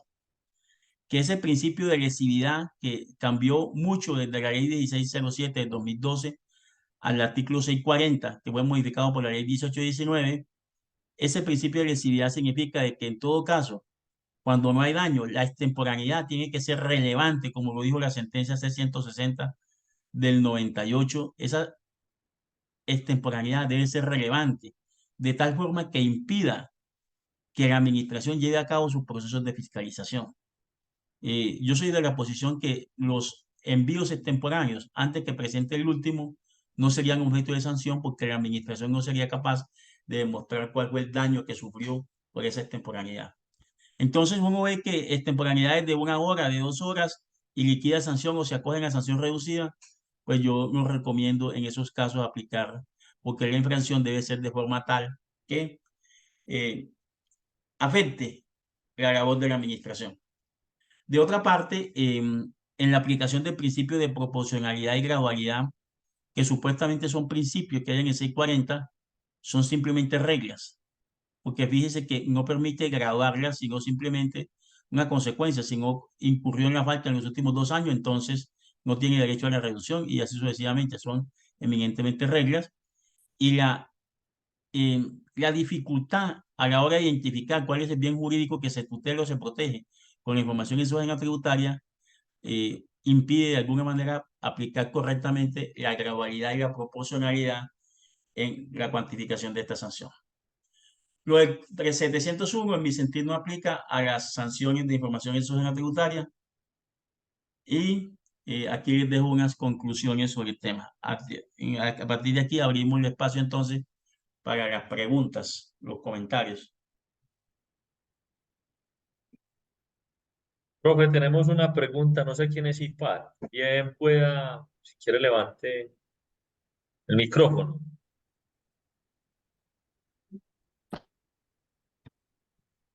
Buenas noches. ¿Cómo aparece? Buenas noches.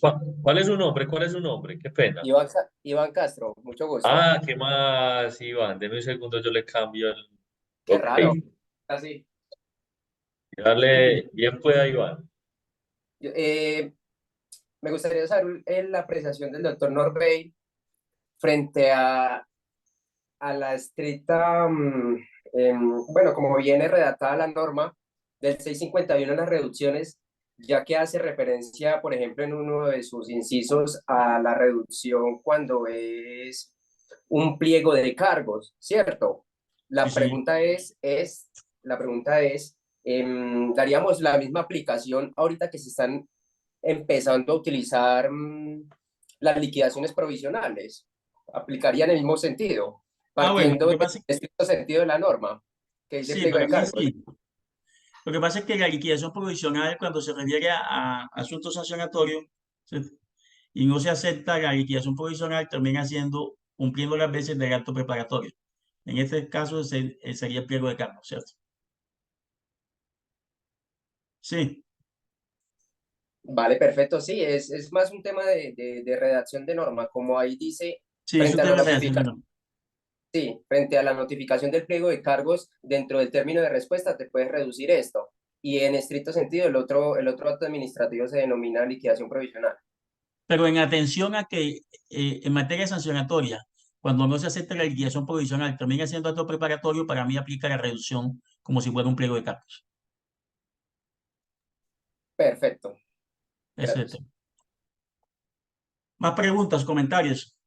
Sí, el profe Carlos Mario levantó la mano. Bien pueda, profe. Profe Carlos Mario, adelante. Norbey, para preguntarte y escuchar tu opinión al respecto de 2 asuntos. Uno, no puede haber acto definitivo sin acto previo.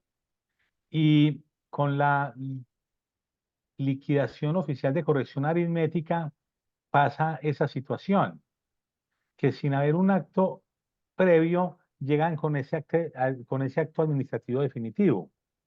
Y la otra, que es una pregunta que tiene también el profesor, ¿cómo es que se llama el profesor de Cali? José, Martín Emilio Martín, Rey. Martín Emilio Rey, nuestro amigo. Martín Emilio Rey, que hace una pregunta bien interesante y es si las suspensiones de términos de el emplazamiento para corregir y de la inspección tributaria, ya sea de oficio o de parte, aplican con el procedimiento de la liquidación provisional cuando ésta tiene por objeto modificar la declaración del contribuyente. Interesante pregunta. Sí. Para Bien mí sí. interesante. Para mí sí, porque está asociada al término de firmeza, ¿cierto? La Claro. reviso, pero en principio sí, porque está asociado al término de firmeza, Y al con término de respecto, revisión de la administración. y con respecto a la liquidación oficial de corrección aritmética que se utiliza tanto Estoy de acuerdo para... que debería mediar acto previo, debería mediar acto previo. No Gracias, debería profe. ser el acto definitivo sin antes mediar un acto previo que sería un pliego de cargos. Gracias. Muy bien. Profe, más preguntas. No sé si alguien tenga otra pregunta alguna inquietud, alguna duda frente al Profe, buenas asunto noches. tratado? Natalia, bien. Doctor Norbey, Buenas para hacer noches. una preguntita, frente a una sanción por no declarar, pero de industria sí, de industria y comercio. Sí, Resulta que esta persona nunca estuvo registrada en el municipio de Medellín y la registraron de manera oficiosa, ¿cierto? Ella sí, aportó todas las pruebas de que no estaba registrada en el municipio e informó, ¿cierto? Pero antes de eso le estaban cobrando 500.000 y como no sabía, pues los pagó. Pero luego le dijeron que no los debía, entonces ella aportó toda la información y se la devolvieron. A partir de ahí le hicieron pues un emplazamiento para que informara qué pasaba con la situación de ella, ¿cierto? Ella dijo, pues yo no voy a decir nada porque ya supuestamente dije todo y hasta me devolvieron la plata. Y 4 años después le llegan las sanciones por no haber informado 2016, 2017, 18, 19, 20. Lógicamente uno frente a 2016 puede hablar de temas de prescripción, ¿cierto? Sin sí. embargo, supongamos que no hubiera prescripción. Estas personas no hicieron los actos previos, entonces así como dice el doctor, sin acto previo no puede haber acto sancionatorio. O sea, si bien hubo un emplazamiento, diría El yo. acto previo ahí es el emplazamiento. Ah, ok, ok. El acto Si previo es bien el emplazamiento, pero más allá de eso, si ella no realizó actividad, no era contribuyente del impuesto y en totalmente consecuencia no cierto, estaba obligada a presentar declaración. totalmente cierto, y eso se le indica al municipio y el municipio dice que no, que solamente le están requiriendo para dar información y tenía que darla. Uno porque va a tener que informar algo que no está haciendo. Bueno, ahí el tema de lo que dije al principio, ¿cierto? No discutir por esos temas de mandar información porque puede uno resultar involucrado en un proceso sancionatorio por no mandar información. Alejandro No, González, gracias. Profesor Alejandro, bien pueda, tiene la palabra. adelante. Tiene que levantar el auricular, el micrófono. Profe, Adelante. no. Antes de que el profesor Alejandro supere sus temas técnicos, que quiero contar entonces que estamos en un emprendimiento de un café tributario. Este café tributario va dirigido al análisis de casos. El café tributario que hemos emprendido lo vamos a hacer cada mes. Tenemos la primera sesión el 21 de marzo y lo que vamos a hacer es coger casos a partir de la casuística, explicar las normas. Porque nosotros lo que evidenciamos con nuestros colegas es que saben muy bien el estatuto, tenemos especialistas, tenemos magísteres, pero cuando se enfrentan al caso concreto, nos cuesta, ¿cierto? Nos cuesta como abordar cuáles las soluciones que le planteamos al cliente. Entonces la idea es que en este café tributario que vamos a hacer cada mes, estemos analizando por sesión 4 o 5 casos, que a partir de esos casos, entonces vamos a ir explicando la norma, es devolvernos en la metodología que normalmente utilizamos. Normalmente utilizamos la teoría y vamos a analizar los casos, pero fallamos ahí en el análisis de casos. La idea es poder implementar las competencias de nuestros colegas en ese tipo de análisis de casos, porque eso es lo que nos pasa en el día a día. Cuando la persona llega con el problema, se nos sienta ahí y nosotros tenemos la posibilidad de ofrecerle alternativas de solución. Que podemos decir que por ahí en la mayoría de los casos, por ahí en un 80%, hay formas o alternativas de solución a los casos que se presentan en el día a día. Los invito entonces a este café tributario el 21 de este mes, 21 de marzo, para que hagamos el lanzamiento y la primera sesión. Profesor González, adelante. Alejandro, si tiene el auricular, pues levante el micrófono. Profe, ¿y el café es por alguna plataforma? Es online, O, es online por esta misma Zoom, por Zoom, ok, y los invitados pueden mandar previamente los casos con 3 o 4 días de anticipación a la charla. Y la idea es que podamos hacer ahí como una especie de taller, ¿cierto? Y coger el caso concreto como si estuviera llegando la persona con el caso a su oficina y cómo lo aborda. Es decir, qué debemos analizar en cada caso para plantearle soluciones en derecho a los interesados, porque vemos que ahí es donde estamos fallando los profesionales, en crear alternativas de solución para el caso concreto. Gracias, profe. Ok. Profe, mientras que Alejandro soluciona su problema técnico, Ana Zoraida ha levantado la mano. Bien pueda, Ana. Muchas gracias, muy buenas noches, profe. Buenas Tengo una noches. consulta. Adelante. El tema de UGPP, el tema de UGPP, en el pliego de cargos, cuando uno consulta la página y averigua de las preguntas frecuentes, uno de los clientes encontró que se tenía 60 días para dar respuesta. Y efectivamente llamó a consultar qué tenía que hacer, cómo atendía el proceso, y le dijeron que estaba ahí, que en la página estaban todas las respuestas y que tenía los 60 días para dar respuestas. Pero cuando uno se remite al tema tributario, a la norma, pues se habla solamente de 30 días. En ese De un mes. caso, de un mes, sí, de 30 es de un mes. Entonces, esa falta de homogeneidad en este tipo de requerimientos, ¿cómo deben tratarlo ante la UGPP cuando la norma dice es 30 días, cuando la asesoría y ellos mismos responden que en las preguntas se encuentran allí la respuesta en los tiempos y esa persona se alineó a esos tiempos de 60 días, se pasó, dio la respuesta como en los 35 días y ya luego le salen le entregan una primera respuesta diciendo que cumplió con todos los parámetros? Y luego le llega una segunda carta diciendo que no cumplió los tiempos establecidos. Entonces, ¿cuál debiera ser el tratamiento para darle esa respuesta a la UGPP? Uy, en este caso sí, con todo respeto, uno a veces solicita orientación a las autoridades tributarias y recibe desorientación. O sea, lo mejor es remitirnos a la norma, ¿cierto?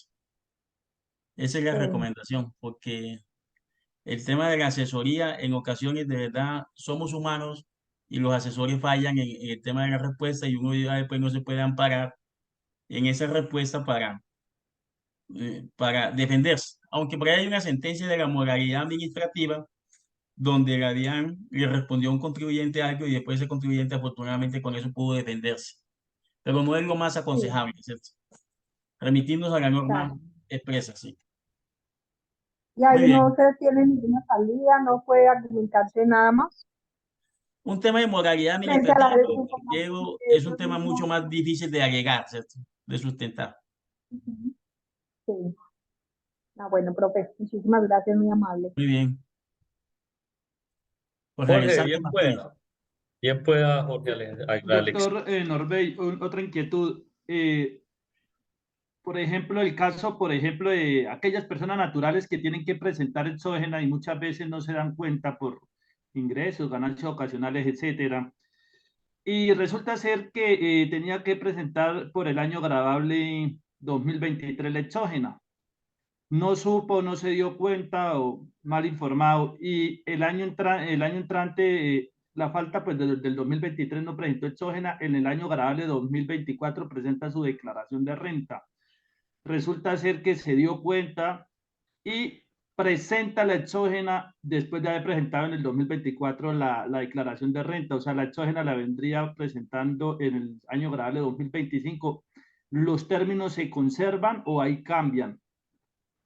Para mí los términos se conservan porque están explícitos en el 638.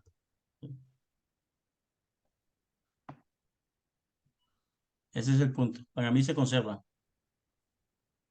En el término en que debió presentar la información, ¿cierto? Y no la presentó. A partir de ahí se cuenta entonces la impresión. Que de alguna manera es una modificación a las impresiones continuadas del 638 del Estatuto. Norbey, preguntan que dónde se pueden comunicar, en qué correo, las personas que están interesadas en participar en el café. Bueno, los interesados aquí en mi teléfono 310-462-6240, que se los dejo acá en la presentación, que les vamos a estar en este momento en pantalla, y mi cuenta de Instagram, N. Vargas Abogados, ahí les damos toda la información para participar en el café tributario. Algo muy importante del café tributario, esperamos que no sean más de 50 personas, ¿cierto?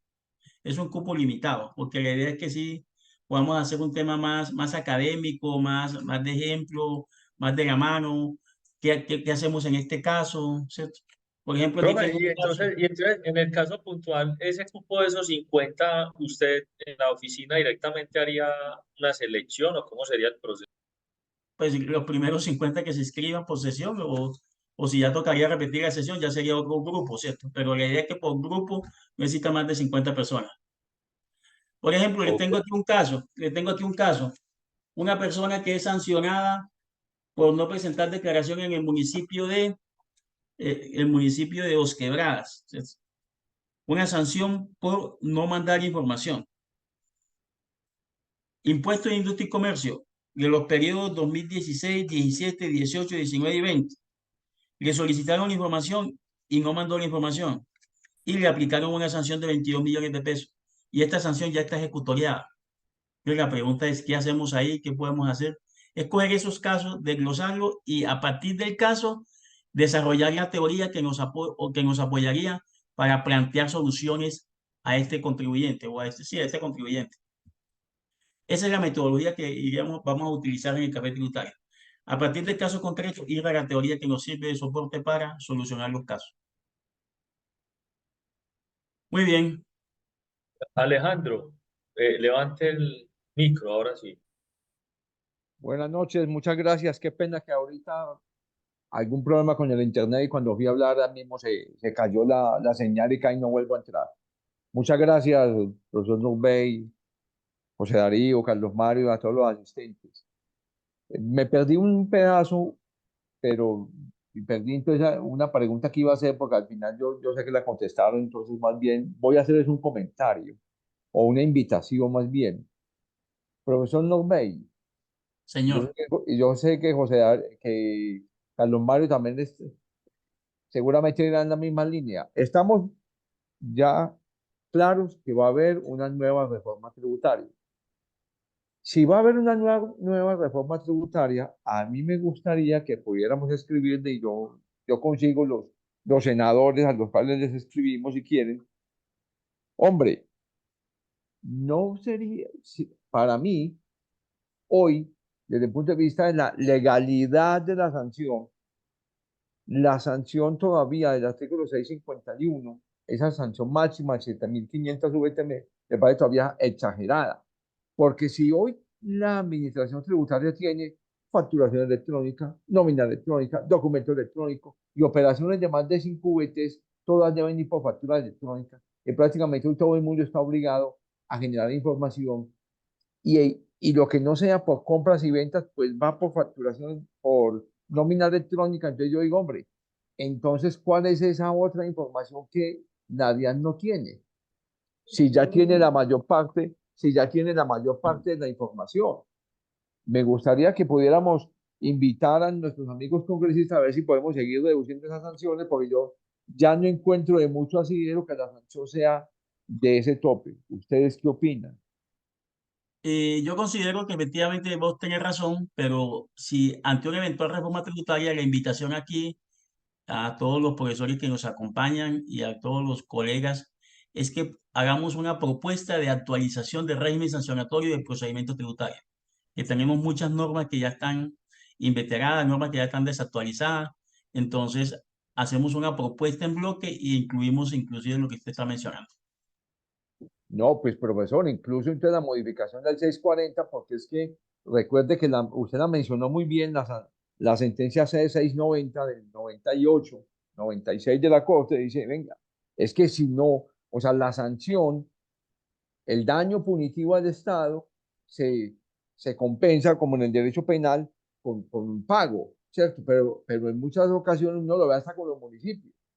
Un municipio está en un proceso porque vos no presentaste una declaración y te envía mal enviado, mal notificado el pliego de cargos o el emplazamiento para declarar.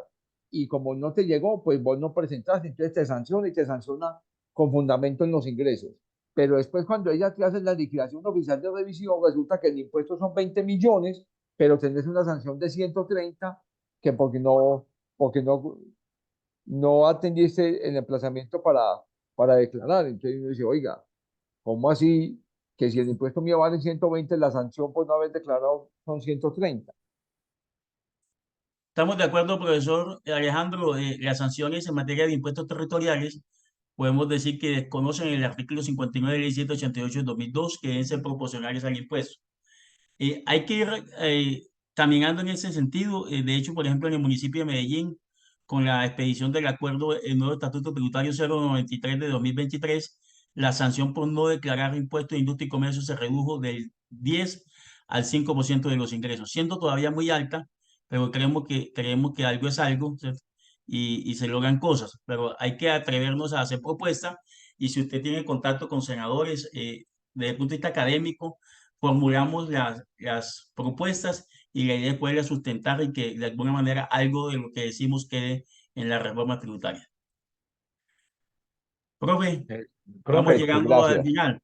sí. Sí, Una última sí. intervención, profe.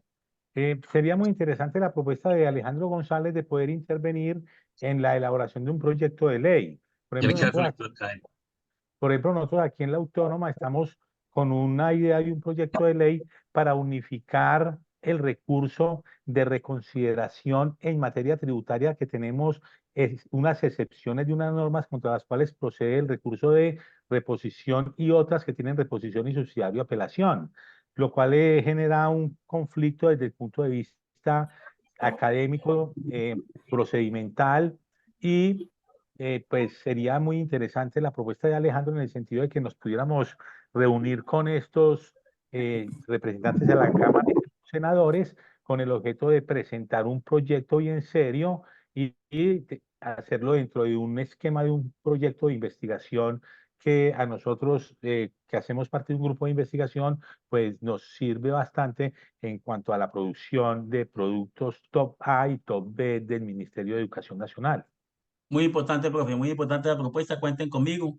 De verdad que, y la academia siempre es bien escuchada, porque la academia va libre de cualquier tipo de interés, simplemente un interés del derecho tributario en sí.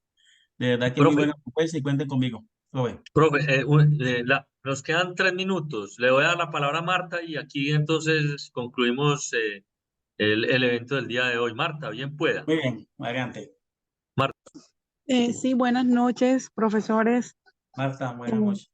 Un gusto, muy interesante la charla, muy enriquecedora. Y bueno, lo que dice el profesor, en esto hay que estar.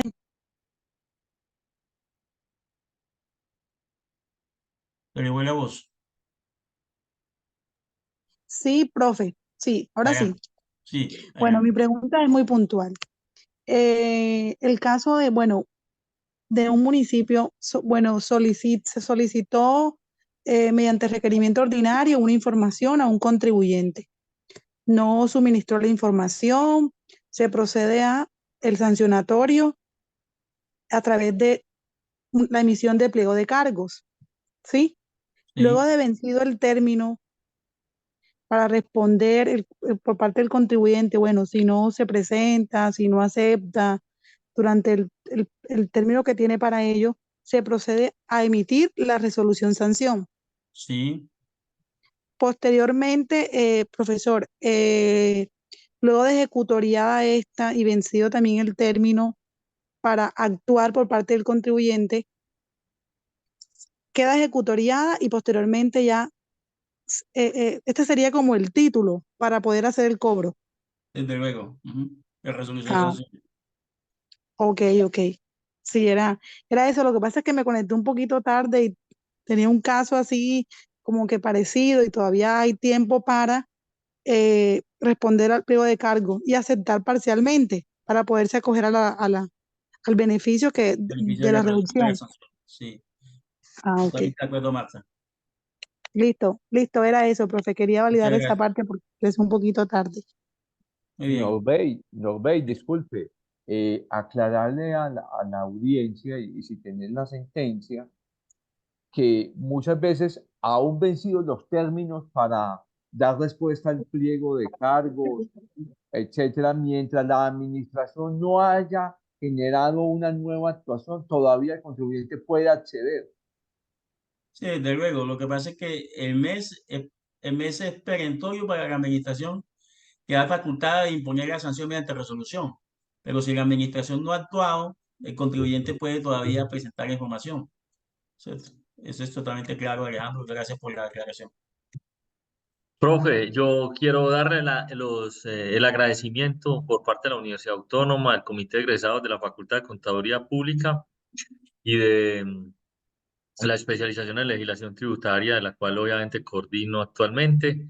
Yo, la verdad, me llevo un conocimiento muy interesante, pues la verdad es que voy a aprender una cosa maravillosa, yo no había caído en cuenta, y es que realmente, pues, existen estrategias para uno defenderse de la autoridad frente a la imposición de una sanción. Ese tema puntual que planteada frente a los 6 meses y no se manifiesta, me parece que es magnífico. Yo personalmente, como moraleja de todo lo hablado en el día de hoy, me llevo 3 consideraciones muy importantes. La primera es que si a mí me llega un oficio persuasivo, yo tranquilamente puedo subsanar mi irregularidad y esperar a que la autoridad se manifieste dentro del término perentorio que fija la ley. Lo segundo es que técnicamente el ordenamiento jurídico también nos ofrece, digamos, una serie de gabelas, por decirlo de esta manera, frente a las reducciones de las sanciones que el contribuyente puede aprovechar. Y el tema de la prescripción, que si bien lo tenía muy claro y que creo que lo trajiste a debate frente a la pregunta que hacía Jorge Alejandro Martínez frente a los que no declaran, me parece un análisis muy considerable. Y finalmente lo que tiene que ver con la favorabilidad frente al parágrafo que en este momento pues está ahí en el limbo, pero que tiene una tesis completamente válida frente a una sentencia constitucional. Entonces ese es como el resumen de lo que me llevo en el día de Muchas hoy. gracias por el resumen, Dar profe. De las verdad que gracias, muy profe, bien leído. Muy por bueno, el muy bueno. Muy bien leído. Y la última reflexión es que yo sé que hay algunos colegas que dicen, usted incumplió, pague la sanción. No, acá el mensaje es que tenemos formas de optimizar la sanción y nada más enriquecedor para un obligado a tributar, un contribuyente, poder liberarse de una sanción. Y en la mayoría de los casos existen formas de optimización. Buenas noches a todos y profe, profe, muchísimas Alejandro, gracias, muchísimas feliz gracias. noche y Dios lo bendiga. pasen feliz noche, hasta luego. Chao. Feliz noche a todos. Feliz noche, Feliz muchas noche para gracias. todos y muchas gracias, profesor Norbey. Muchas gracias. Feliz noche, muchas Gracias. gracias. Muchas gracias, muchas gracias. Muchas Feliz noche. gracias a todos.